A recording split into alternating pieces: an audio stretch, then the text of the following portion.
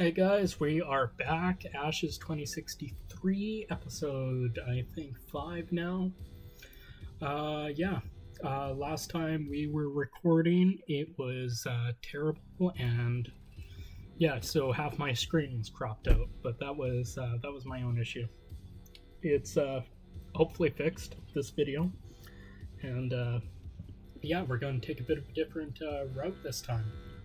So yeah, today's episode is going to be a little bit more scripted, and we got some more stuff to talk about. And we are going to take a look at information theory. So, hey everyone, welcome back to the channel. If you've been here before, that's cool. My viewer retention is around 20 seconds, so that's pretty sick. Let's see if we could shoot for 25 seconds. If you've watched this far, you're part of the 2%, so rock on.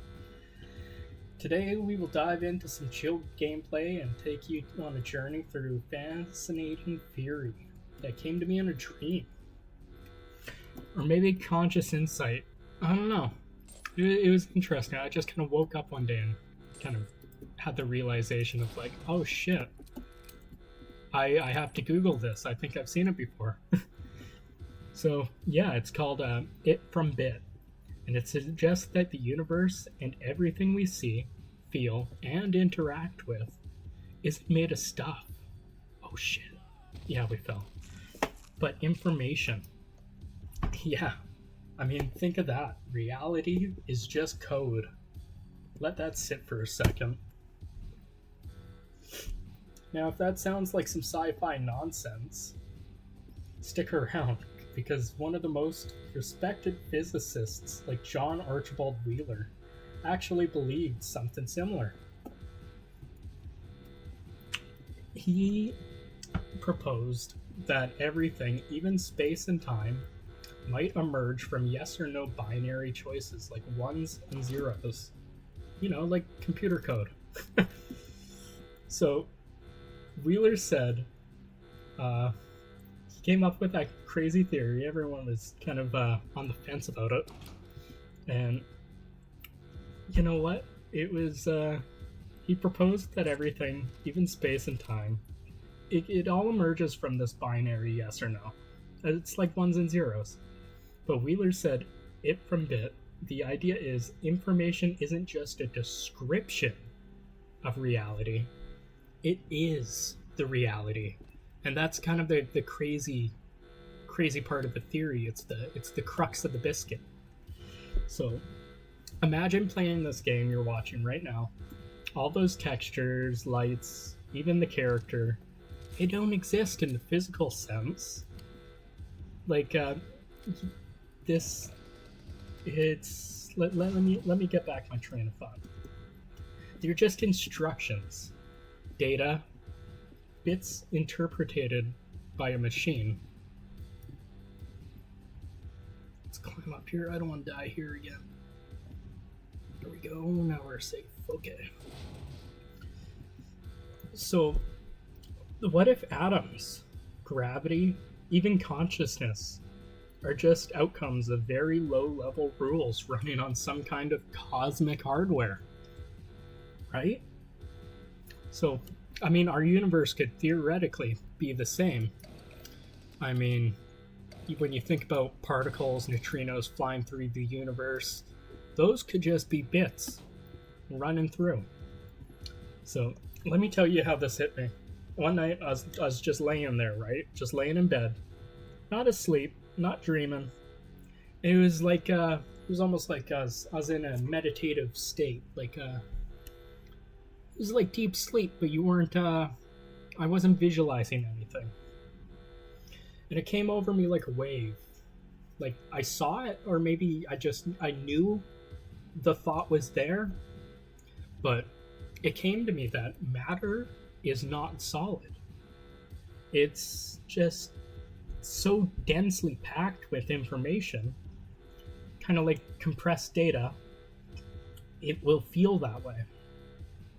You're not feeling like the sensation is It's a limitation. It's because you can't go past that space. You can't push through it. That's like the theory when you think about it. And people mention to you, they go, "Oh, everything's made of atoms. Why can't you slip right through?" It's because the information in that area is too dense. So it's crazy, I know. So think of it like when you strike metal, you're not moving through a solid, you're altering the information configuration. So think about blacksmithing, right? You're going to modify metals, and it's going to change the information in that base material. And it's not just inherent to metals. When you think about chemistry, you're doing the exact same thing. You're altering data, you're altering information to get a different outcome. Is that not programming? Is that not computable? So that's kind of how it hit me, right? So it's crazy, right? But here's where it gets practical. Think about the metallurgy. When you forge or weld something, you're literally rewriting the material's code. You're causing atoms, which might just be strings of binary instructions, to bind in new ways. Maybe chemistry is a kind of programming language. And chemistry labs are just code editors for the material world. So this also ties into other thoughts like neural networks. I've been thinking, you could build a brain or a thinking machine using bit level logic. We know that to be true right now. We got large language models that convert bits into language, so it's not out there. It's a possibility. So what if intelligence is just an emergent pattern in the sea of information? It's like a stable structure in a chaotic system. That's what neural networks are trying to do. Model the way patterns form, stick, evolve. So let me explain it to you this way. Let me just bang through this menu because I want to get those thoughts out there.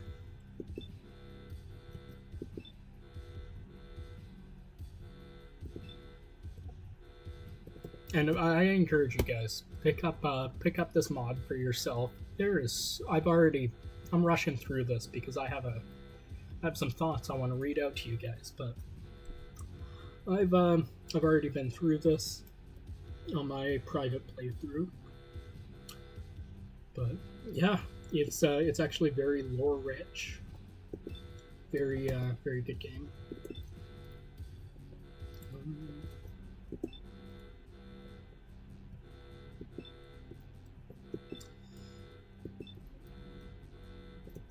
There we go. Create new user. Yes.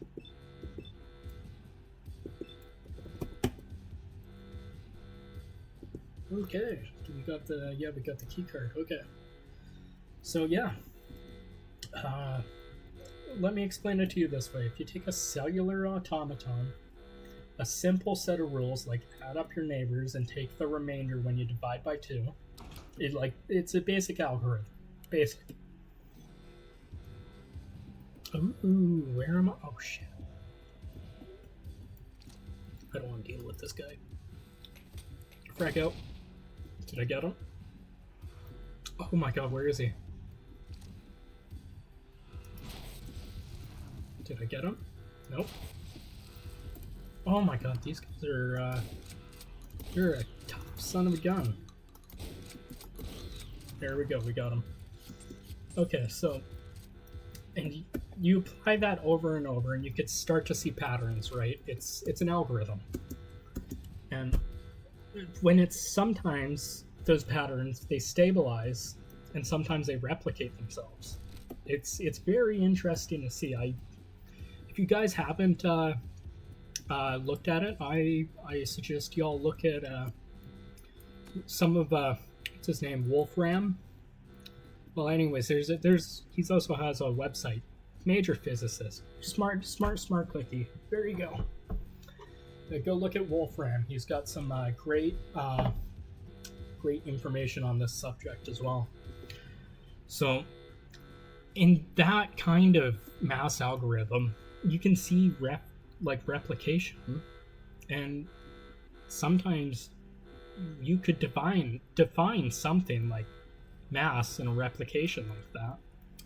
So it wouldn't be absurd to think of taking an algorithm similar and using it to map out atoms and other like molecules.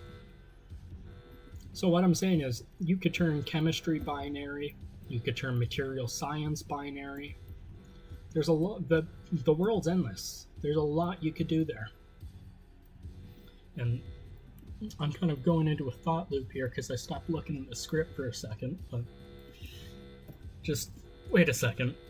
What if you are a stable information structure? Like, what if you're built out of information? What if consciousness is just what it feels like to be a pattern of self-replicating, error-correcting bits?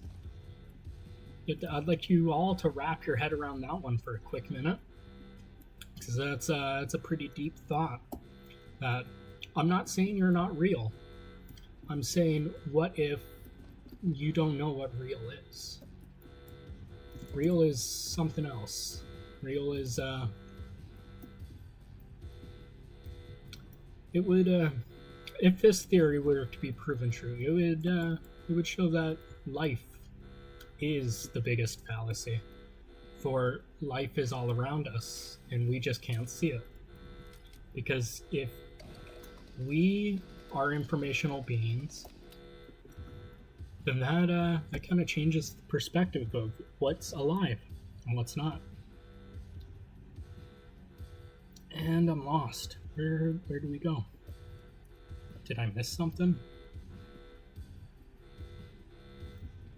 Anyways, I kind of loaded this up just to have a platform to get the script across.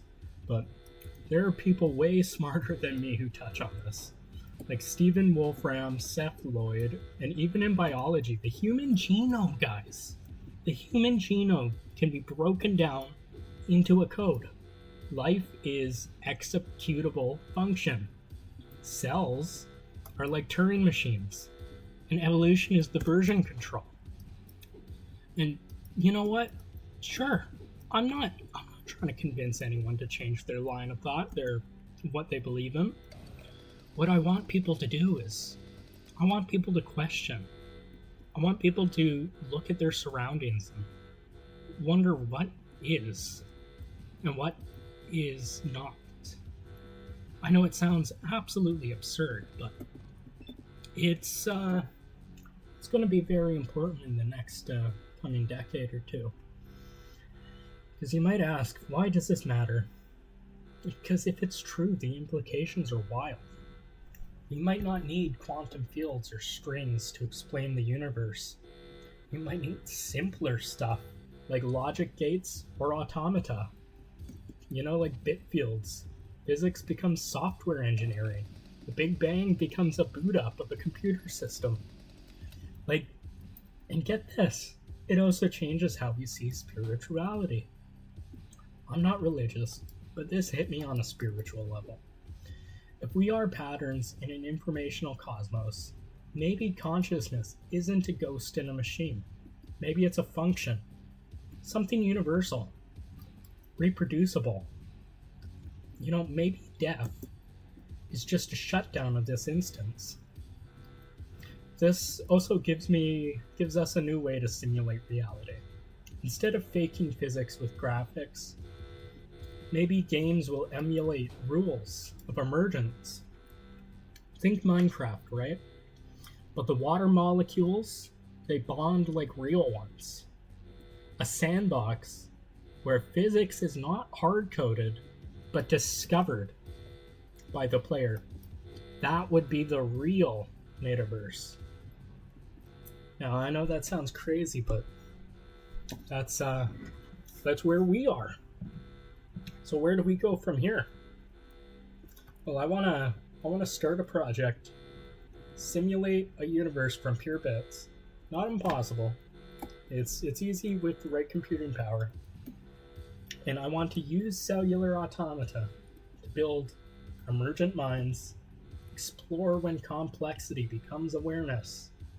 If this excites you, leave a comment, and let's form a community around this. Coders, artists, thinkers, hackers, chemists, physicists, anybody who has half a brain cell, I encourage you.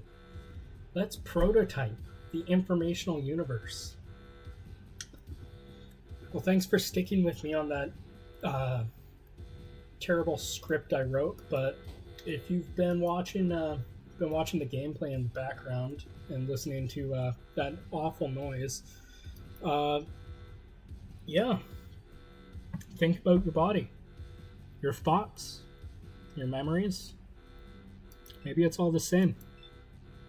Maybe we're all living in lines of code.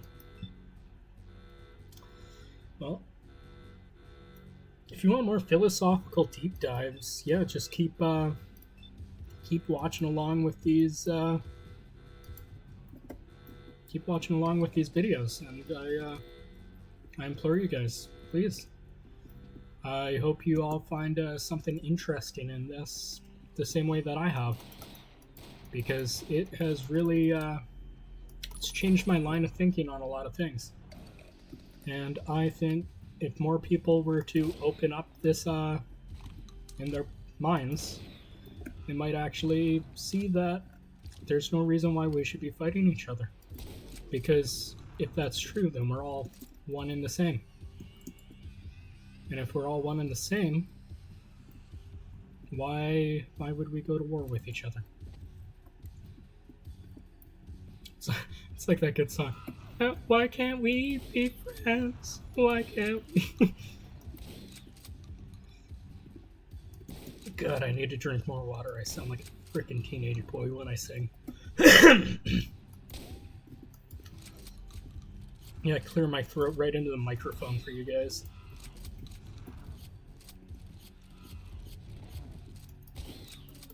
You know, I don't know what these guys are yet, but yeah, I kind of rushed through that script. It was supposed to be like, I planned for it to be read out in like 30-40 minutes, but I kind of just skipped a bunch, flipped through it.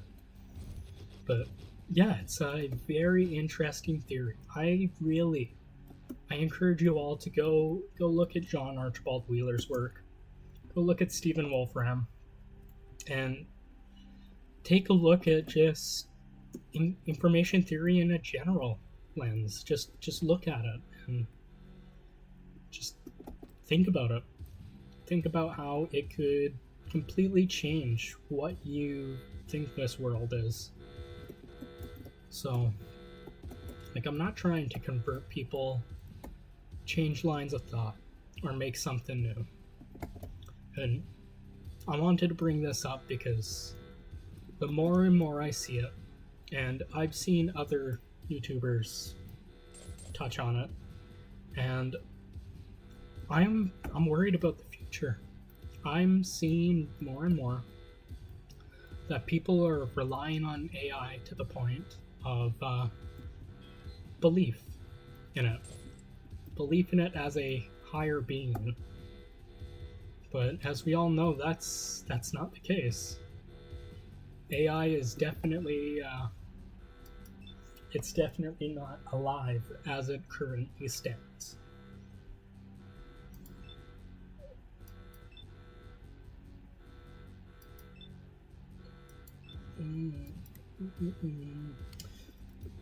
Okay, where was I? Sorry, I was looking at the computer, so kind of lost my Okay, where I hear bad guys.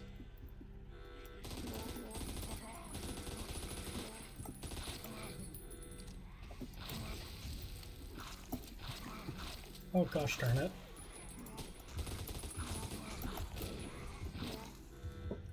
Oh my god, why is there so many?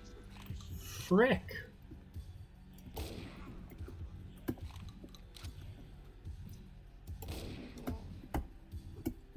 Oh man, that was such a waste.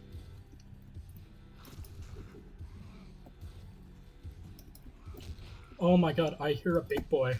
Do you guys hear a big boy?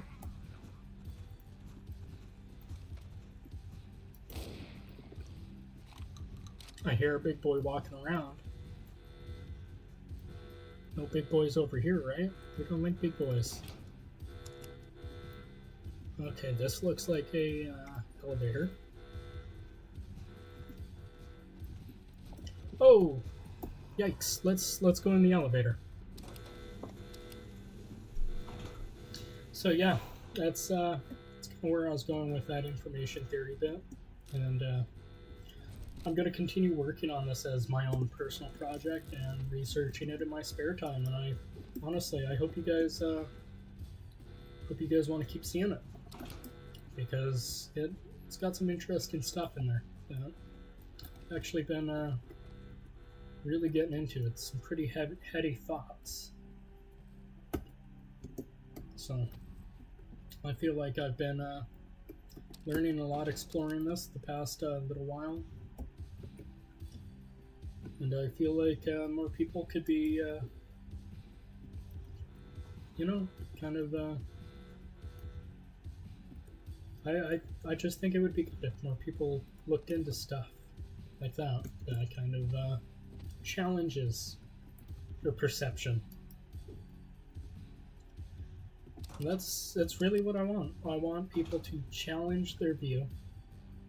I don't want people to change who they are or what they believe in. But I want to fight for critical thinking. I think if we could all critically think, the world would be a better place.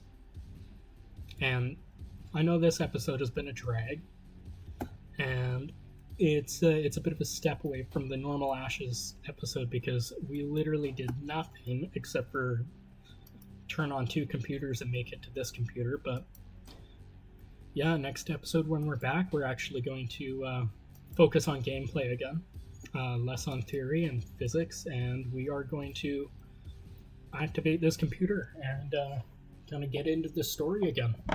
Well, it's been a slice, guys. Have a good rest of your day, and if you've been just listening in the background, that's cool too.